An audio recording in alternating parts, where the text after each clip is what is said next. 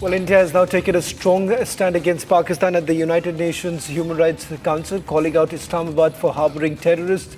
India defended Operation Sindoor, saying that defensive action is not just a right, but a solemn duty.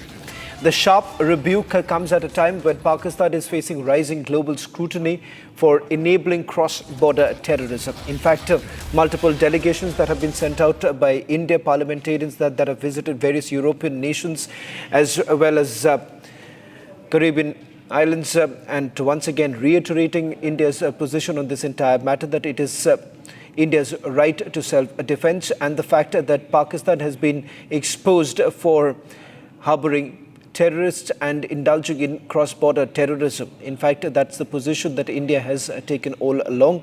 In fact, several of the foreign dignitaries have also been briefed about why Operation Sindoor was the need of the hour. This was in the backdrop of the horrific attack that took place in Pahalgam, claiming the lives of over 24 people.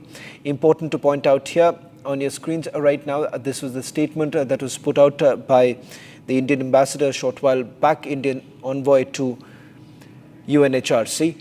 This is what the ambassador had to say.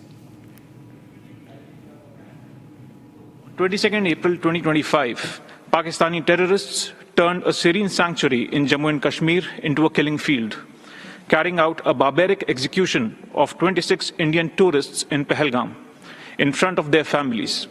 The UN Security Council rightly condemned this reprehensible act of terrorism and called for all perpetrators, organizers, financiers, and sponsors to be held accountable. And we all know that those sponsors operate from Pakistani soil. Pakistan's attempt to mischaracterize Operation Sindoor, our precise and proportionate response, as military aggression is unconscionable.